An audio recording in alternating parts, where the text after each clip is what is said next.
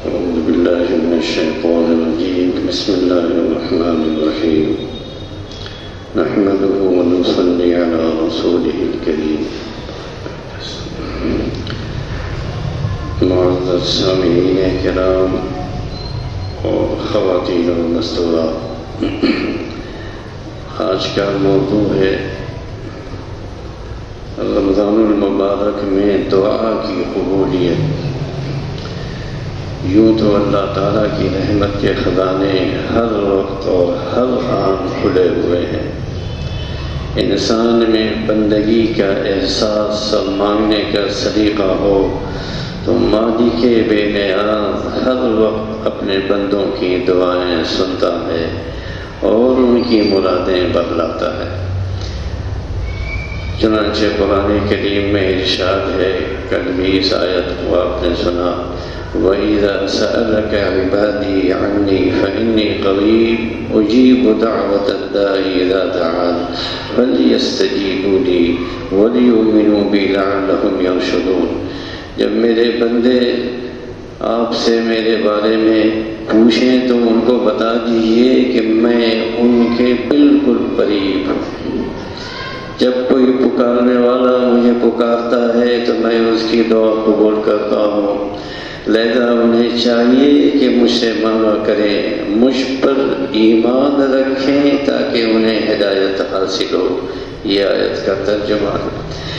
لیکن شب و روز کے اس نظام میں، آپ کہہ لیجئے اس سسٹم میں، بعض گھڑیاں ایسی آتی ہیں کہ جن میں اللہ تعالیٰ کا دریائے رحمت جوش میں ہوتا ہے۔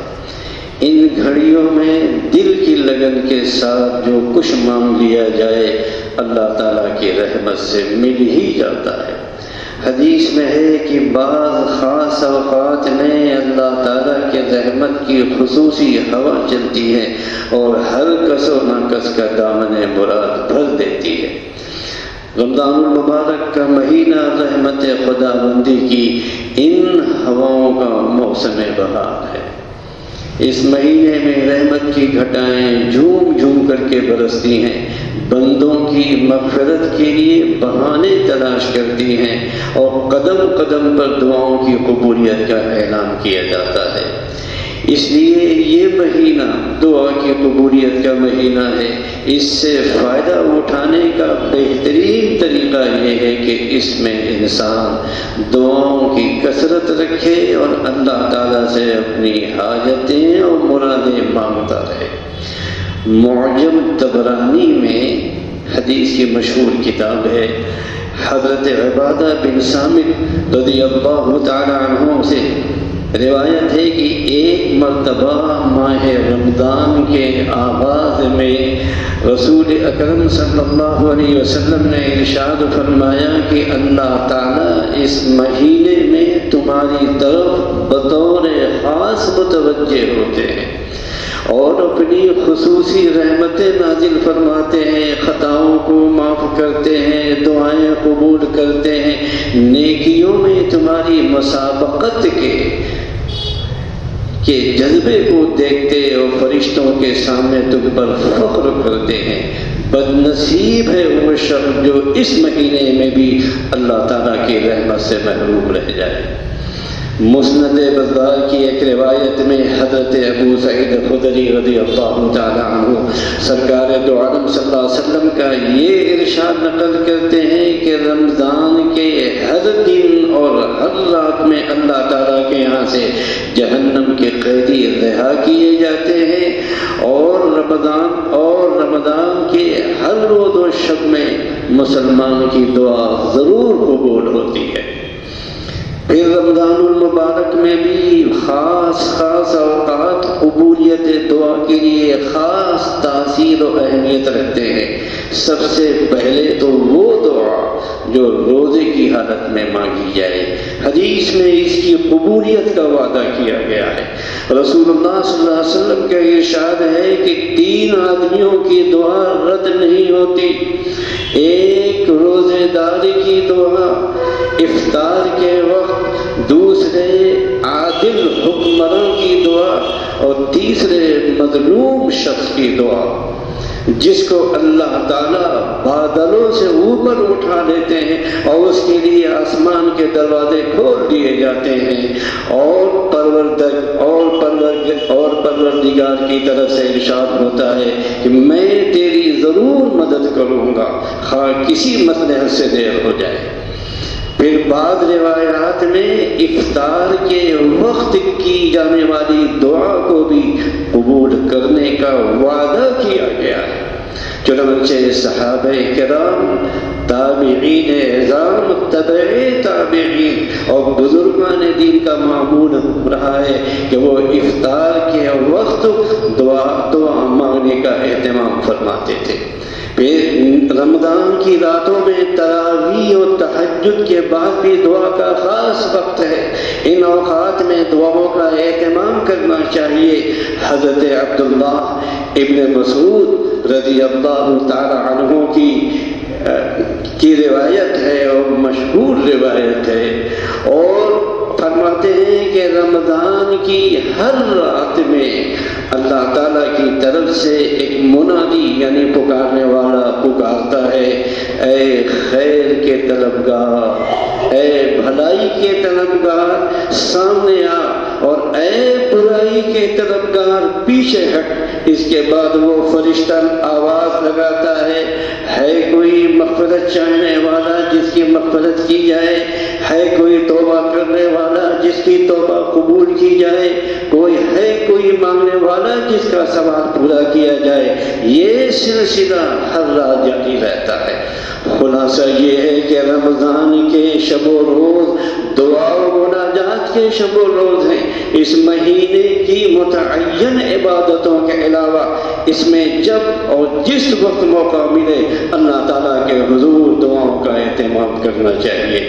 اس عمل سے انسان کی مرادیں تو پوری ہوتی ہی ہیں، اس کا ایک سب سے بڑا فائدہ یہ ہوتا ہے کہ اللہ تعالیٰ کے ساتھ مانگنے سے تعلق ہو جاتا ہے، اور یہ تعلق رفتہ رفتہ دھیمے دھیمے انسان کو نیکیوں کا عادی اور برائیوں سے دور کرتا رہتا ہے۔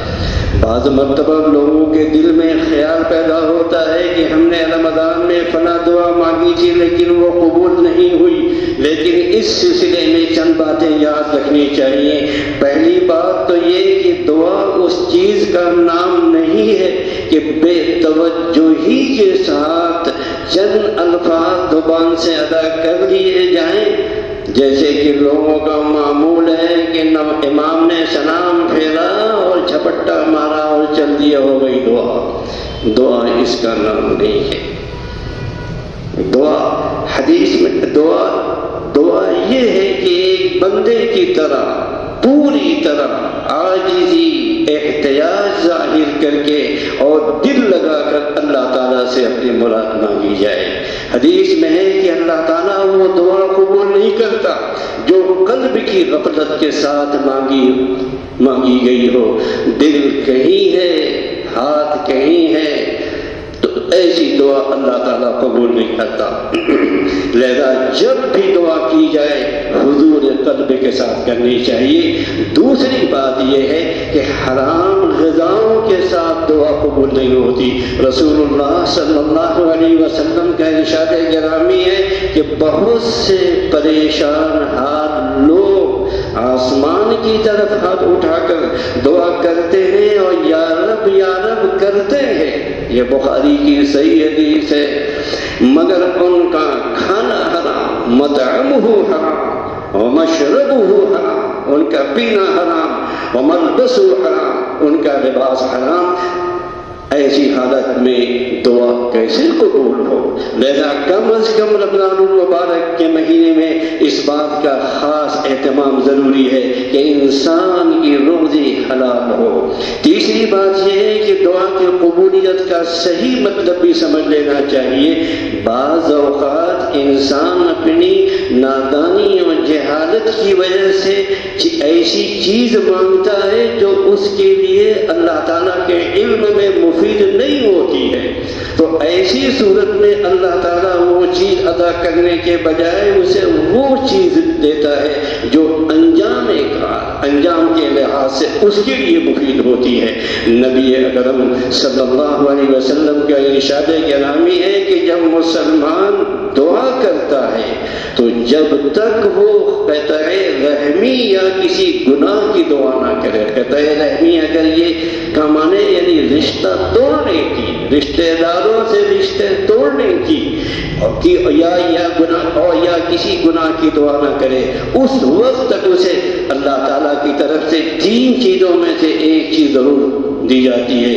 یا تو وہ خود وہی چیز اس کو مل جاتی ہے جس کی اس نے دعا کی ہے، یا اس کے بدلے کوئی برائی یا مصیبت یا کوئی شر اور آفت اس سے دور کر دی جاتی ہے، یا پھر آخرت میں اتنا ہی ثواب اس کے حصے میں لگا دیا جاتا ہے۔ لہذا اگر کوئی مانگی ہوئی چیز کسی وقت انسان کو نہ ملے تو یہ نہیں سمجھنا چاہیے کہ دعا قبول نہیں ہوئی، بے فائدہ رہی، بلکہ اگر دعا آداب کے ساتھ مانگی گئی ہے تو وہ کبھی بے فائدہ نہیں رہتی، اس کے نتیجے میں وہی کچھ ہوتا ہے جو انجام کار انسان کے لیے مفید ہو۔ آخری بات یہ ہے کہ رمضان کی دعاؤں کو صرف اپنی ذات کی حد تک محدود نہیں رکھنا چاہیے، بلکہ اس نازک دور میں اپنے علاوہ اپنے عزیزوں، دوستوں، اپنے ملک، اپنی ملت اور پورے عالم اسلام کی اصلاح و فلاح کے لیے اور مظلوم انسانوں کے لیے دعا کرنی چاہیے۔ اللہ تعالیٰ ہمیں رمضان کی مبارک ساعتوں سے صحیح طور پر فائدہ اٹھانے کی صدق دل سے توفیق عطا فرمائے۔ انشاءاللہ کل دعا ہی بلکہ دعا کرنے کا صحیح طریقہ کیا ہے، کل آپ انشاءاللہ اس پر روشنی ڈالی جائے گی۔ اللہ ہم سب کو توفیق عطا فرمائے۔